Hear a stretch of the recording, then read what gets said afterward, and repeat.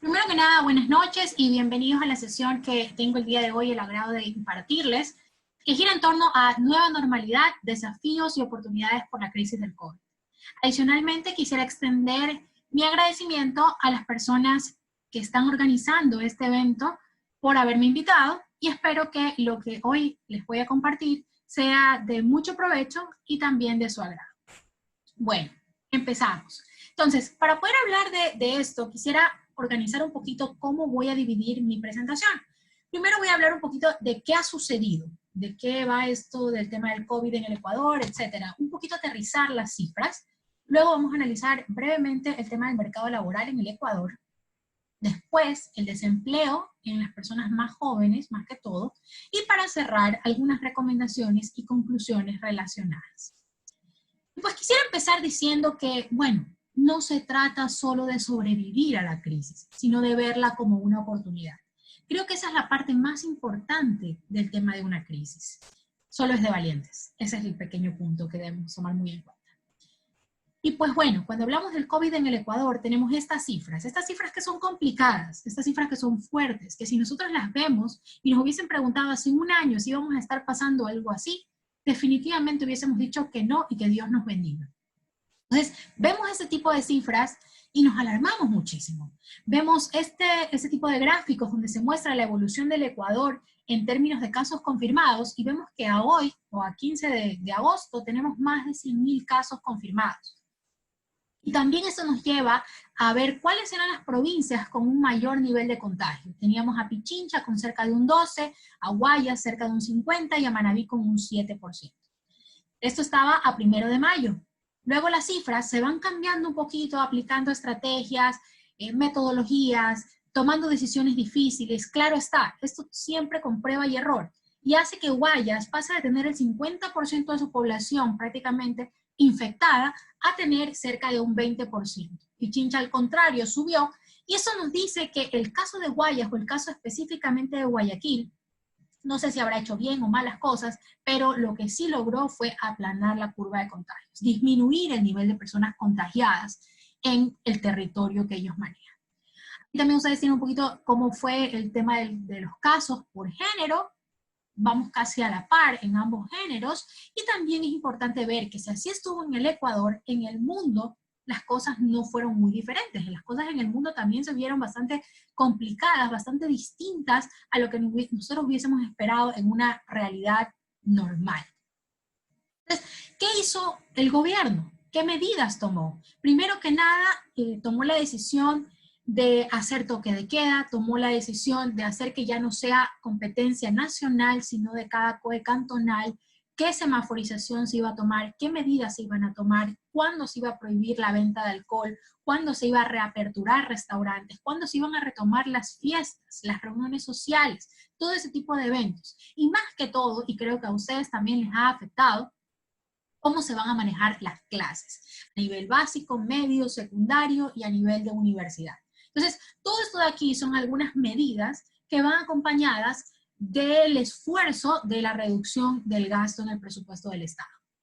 Otra cosa muy importante a considerar es el tema del sector público, cómo los empleados del sector público también se han visto afectados por esta situación, dado que sus jornadas incluso se han reducido en términos de horas y también en términos de sueldos. Entonces sí es importante ver que es una cosa transversal. Y quiero continuar con esta frase de Ortega y Gasset, donde se menciona que el esfuerzo inútil conduce a la melancolía. Y ojo, no me malinterpreten, no estoy diciendo que el Estado o el gobierno es inútil. Estoy diciendo que muchas veces todas estas buenas intenciones, todas estas propuestas, todas estas estrategias, se las hacen con la mejor intención posible, pero lamentablemente la percepción ciudadana puede ser que es un esfuerzo inútil, puede ver que no se está haciendo lo suficiente, puede sentirse que no es lo adecuado, y esto conduce sin duda a la melancolía, conduce a ver cómo las cosas se nos desmoronan en nuestras manos, y tratar de arreglarlas tal vez no es una solución. Entonces, este es el momento para que nosotros veamos cuáles han sido los principales sectores afectados, cuáles han sido las pérdidas en estos sectores, cómo se ha visto afectado el Producto Interno Bruto y cómo se verá afectado en el futuro, porque si nosotros analizamos estas cifras, decimos, bueno, en el corto plazo, en el mediano plazo, va a haber complicaciones y nosotros vamos a ver una reducción en todas estas cifras de manera negativa. Cierto, pero también tenemos que pensar a largo plazo, ¿cómo va a ser? Hace unos días teníamos un programa de radio que se llama Economía de la Vida Diaria, en una de las emisiones que tenemos en la Universidad San Francisco de Quito, mencionábamos que este año educativo para los niveles más bajos, especialmente, o sea, primaria, secundaria, etcétera, va a significar efectos en el muy largo plazo, porque está comprobado que por cada año adicional que una persona estudie, esa persona tiene la posibilidad de en su vida laboral recibir un 10% adicional en su sueldo. Es decir, si yo estudio 10 años y añado un año, es decir, el 11º año, eso va a permitir que mi sueldo se incremente en aproximadamente un 10%. Entonces, esta generación de niños que salen van a ver esto afectándoles en su vida laboral y probablemente ni siquiera se lo atañe al COVID. Entonces, vamos a ver cómo la realidad va a ser muy distinta. Y el impacto internacional, sin duda alguna, ha sido de manera transversal. Todas las áreas se han visto afectadas, pero más que todo nos vamos a enfocar en la tasa de desempleo. Debemos ver nosotros que en la OIT, la Organización Internacional del Trabajo, prevé que más o menos se perderán 125 millones de empleos durante el segundo semestre de este año. Y si nosotros vemos esta misma moneda desde el punto de vista ecuatoriano, vemos que la OIT propiamente prevé que 850.000 personas se van a quedar sin empleo hasta el final del año 2020 en el Ecuador. Entonces, estas cifras son interesantísimas porque nos aterrizan la realidad, nos aterrizan cómo están las cosas funcionando. Y aquí es importante ver también que estas cifras van muy de la mano en cómo se ha manejado el mercado laboral en el Ecuador. En el Ecuador nosotros tenemos una forma un tanto peculiar de calcular el empleo y el desempleo. En todo el mundo es empleo, subempleo y desempleo. Esas tres categorías sencillas que te dicen si es que estás empleado en alguna otra categoría o desempleado. Nosotros en cambio aquí tenemos empleo como adecuado, subempleo, no remunerado, no clasificado. Entonces, la única cosa que está como empleo adecuado es el pleno empleo y significa que tú trabajas aproximadamente 40 horas a la semana y percibes más o menos el salario básico. Entonces, esto es bien difícil de medir porque también otras cifras empatan o no empatan con lo que aparentemente son las cifras oficiales. Entonces, aquí vemos nosotros cómo más o menos se ha manejado en el Ecuador el desempleo en esta época, de acuerdo a la ENEM telefónica. Entonces, hoy en día nosotros tenemos aproximadamente el 13% de la población económicamente activa desempleada. En el pasado, si ustedes lo preguntaban en enero, nosotros teníamos más o menos el 6% del desempleo. Entonces, esta cifra es sumamente baja, es una de las cifras más bajas de toda la región de América Latina e incluso aparentemente somos una referencia internacional. Pero estas son las cifras que reflejan la realidad de los ecuatorianos, que efectivamente nos dicen, sí, esto es el número o el nivel de desempleo que hay en el Ecuador. Bueno, a mí me quedan algunas dudas, porque en realidad estamos incluyendo empleos como, por ejemplo, que tú le ayudes a un tío en una panadería y el tío te dé el almuerzo. Entonces, eso está considerado como empleo no remunerado. ¿Es realmente un empleo? Bueno, me quedan dudas. También otra cosa que se considera como empleo pleno es la persona que lustra zapatos, la persona que cuida carros, sin menospreciar ninguna profesión. Debemos considerar que este tipo de empleos lamentablemente se consideran como pleno empleo. Entonces, aquí eso nos lleva a tener algunos cuestionamientos, algunas dudas de cómo se maneja el desempleo. Y a pesar de que nuestras cifras o nuestro método de cálculo hace que nuestro desempleo sea súper bajo, las cifras de la actualidad con el COVID o con la crisis del COVID lo hacen incluso más bajo. Entonces, quiero que entiendan un poquito más de ese tema.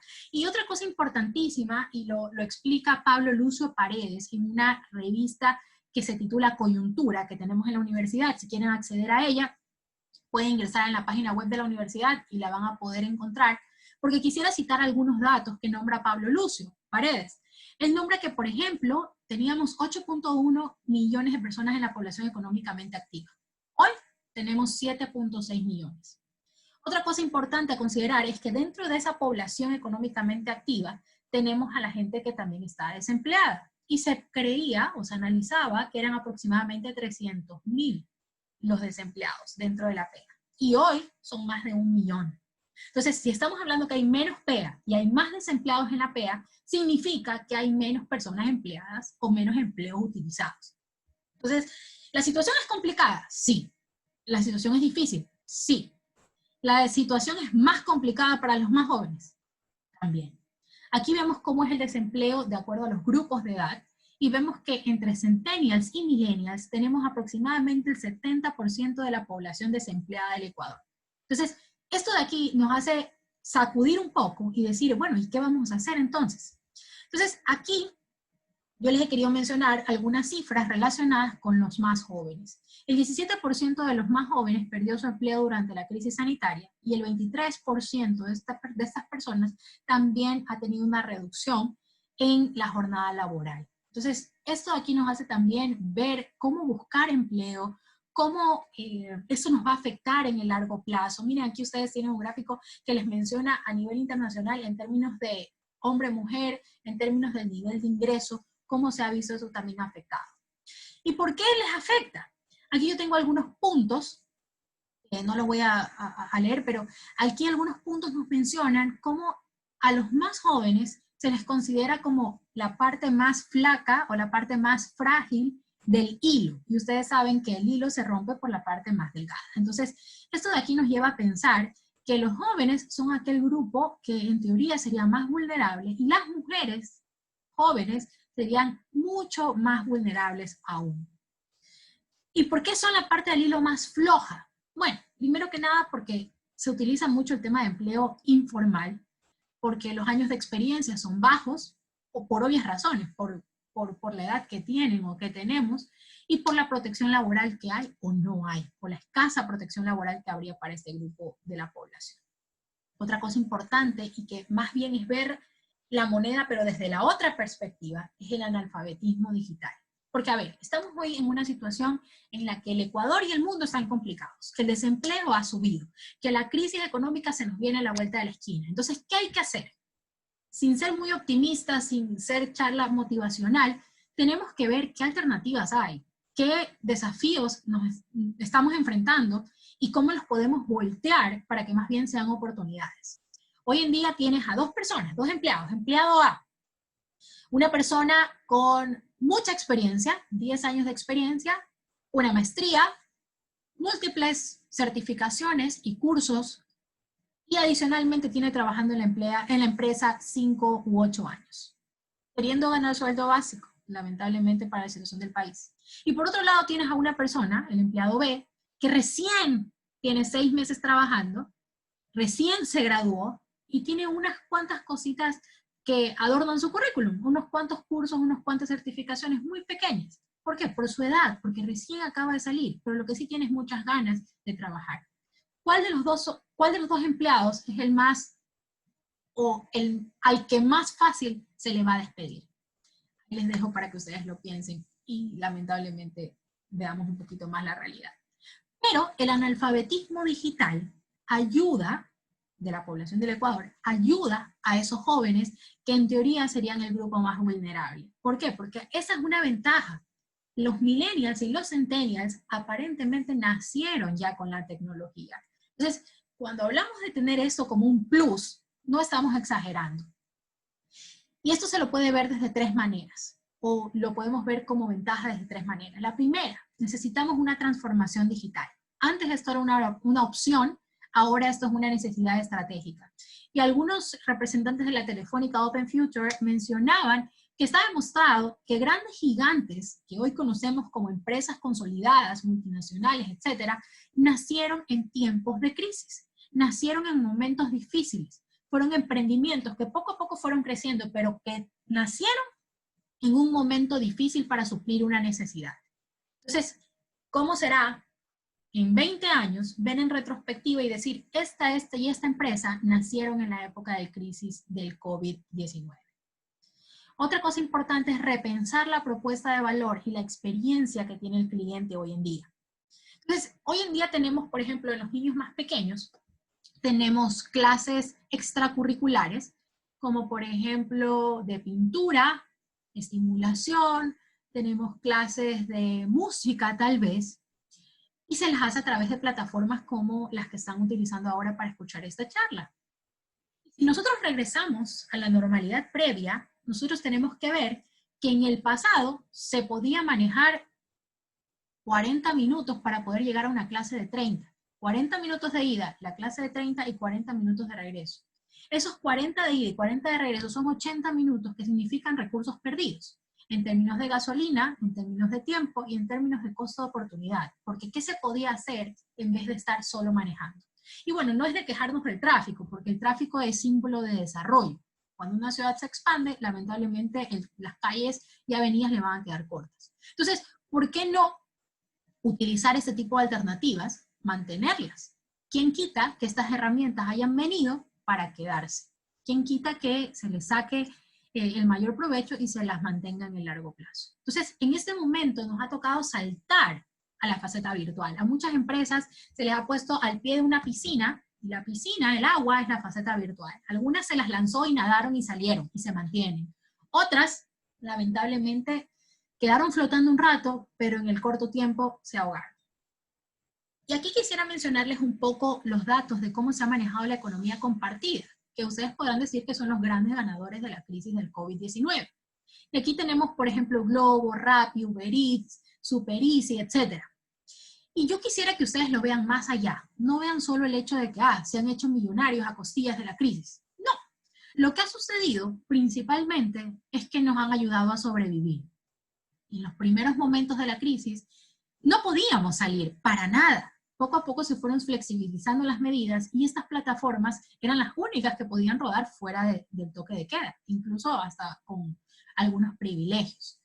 Y estas plataformas, por el mero hecho de funcionar, ya estaban contribuyendo al desarrollo, estaban contribuyendo al sobrevivir, a la supervivencia de las personas. Entonces, no les estoy haciendo ninguna publicidad, pero sí quiero que tengan claro que por el mero hecho de funcionar, ya ayudan. Claro, tienes que pagar. Es parte del negocio para que incluso sea rentable y sigan funcionando. Claro, tienen que mejorar, efectivamente, pero quiero que entendamos eso. Por el mero hecho de funcionar, ya ayudan a la sociedad. Ayudar no necesariamente es regalar. Y aquí tenemos algunos casos que me gustaría dar pinceladas muy breves de empresas del Ecuador que se han transformado totalmente para poder continuar con su atención y el servicio. La primera, y que me parece fantástico cómo se hizo, es Mi Comisariato, trasladándose a frecuento.com. Hoy en día Mi Comisariato, con todas sus divisiones de Mi Juguetería, Ferrisariato, etcétera, tienen casi todo su catálogo subido a la página web y puedes obtener a través de las compras online todos los productos en tu casa, incluso a veces con envío gratuito. El segundo caso que me gustaría mencionar es del Centro Comercial Paseo San Francisco. No estamos hablando de una sola tienda, estamos hablando de la administración de un centro comercial. Y ellos están haciendo que las personas puedan ir al parqueadero y se les entrega directamente en el parqueadero sin bajarse y sin contacto los productos que han adquirido de las tiendas. Otro caso es la telemedicina con la teleconsulta de los seguros de salud, por ejemplo, Humana, sin costo. Y esto aquí también ayuda para que no se congestionen tanto las instituciones de salud pública o las instituciones de salud privada en términos presenciales. Y por último, quisiera mencionar este caso de los artesanos de la Ronda, que antes hacían sombreros de paja toquilla, pero ahora, como las circunstancias se han complicado, ellos han comenzado a elaborar moldes de mascarilla y se han comenzado a adaptar para poder hacer frente a la crisis. Y así como se han reinventado, han nacido nuevos negocios. He querido buscar unos cuantos, pero ya ustedes verán en su día a día cómo las cosas van incluso mejorando, incluso diversificándose. El primero son los conciertos online. Los conciertos online, las presentaciones de teatro, las obras musicales, etc. El costo fijo es mucho más bajo porque no tienes que alquilar un teatro. Le pagas al artista, le pones puesta en escena y se pagan las entradas virtuales. Ustedes podrán decir la experiencia no es lo mismo. Claro, no es lo mismo, pero hay que readaptarse. Otra cosa importante son los negocios que han surgido para ventas de frutas a domicilio, venta de panes a domicilio. La panadería del barrio busca la manera de sobrevivir. Y un negocio que me pareció interesantísimo es este de aquí de Fotone. Y este de aquí surgió en la pandemia. Y ustedes me dirán, ¿y qué es lo que sucede? ¿Qué es que hacen? Bueno, ellos te venden el backing, como que la cartulina, el vinil que pones detrás de un producto para tomarle una foto profesional de este tipo. Entonces, ellos, la impulsora de esta idea me mencionó que ellos empezaron en plena pandemia, en el mes de abril. ¿Y cuál era su propósito? Ayudar a los emprendedores que ahora estaban vendiendo a través de Instagram, a través de Facebook, etcétera, para poder vender sus productos de una manera más profesional, para ofrecer sus productos con un concepto visual más interesante y atractivo. Entonces, vean ustedes que esto va muy de la mano con asumir una gran responsabilidad, porque nosotros podemos vender muchas cosas, pero aquí también viene el tema de la una cosa con la otra. O sea, nosotros no podemos vender cualquier cosa o manejar cualquier producto por el hecho de la pandemia. No, hay que saber asumir este rol con responsabilidad. ¿Y cuáles son los sectores que te puedes reinventar? Bueno, ya les he mencionado algunos casos. Aquí básicamente están cuáles son los sectores principales. Y también quisiera mencionarles como recomendaciones para cerrar mi presentación. Algo que mencioné en una entrevista que me hicieron hace unos días en El Universo, de cómo se podría mejorar esta situación para las personas más jóvenes. Y la primera cosa, creo yo, es acoger a la tecnología como su principal aliada. Si la tecnología nació con ustedes o ustedes nacieron con la tecnología, sáquenle provecho, sáquenle ventaja. El saber utilizar las diferentes aplicaciones, diferentes programas, ya es un plus, y un plus muy grande. Otra cosa importante, segunda recomendación, podría ser buscar un trabajo. Aunque ahorita es un poquito complicado, yo diría que el estar de manera virtual nos abre el espectro de alcance. Entonces, si no logras conseguir un trabajo o al menos una pasantía a nivel de tu ciudad, puedes conseguir a nivel de provincia, a nivel de tu país o incluso a nivel internacional alguna oportunidad. Si te pagan o no te pagan, bueno, en este momento tal vez es el momento también, el punto 3 de capacitarse. Entonces la pasantía te puede ayudar para aprender o puedes también capacitarte de alguna manera virtual a través de las diversas plataformas que las múltiples universidades, tanto del Ecuador como del mundo, han lanzado cursos, certificaciones, módulos que enriquecen tu currículum. Entonces, esto te ayuda más adelante para tener un currículum mucho mejor. Aprovechar el tiempo es la clave. Y por último, sería el tema de emprender a través de redes sociales, que ya les he mencionado algunos casos. Y ese es el momento de ver el vaso medio lleno o medio vacío. Este es el momento de flotar en el agua o de desesperarte y ahogarte. Este es el momento de reinventarte. En conclusión, o como conclusión de mi presentación, quisiera mencionarles que este es el momento de desarrollar su marca personal. Tienes que reinventarte, tienes que digitalizar y potenciar tu hoja de vida. Y recuerda, esta situación que utiliza tanto la tecnología es la que permite y pone como más aptos a los jóvenes para poder sobrevivir. En otras circunstancias, otras generaciones no hubiesen podido hacer frente, pero este es el momento para los más jóvenes. Entonces está en sus manos verle todo lo negativo para saber cómo está la situación, pero también para utilizarlo como un impulso para salir adelante y sacar el mayor provecho y aprovechar, valga la redundancia, las oportunidades. Eso es lo que les puedo mencionar. Muchas gracias.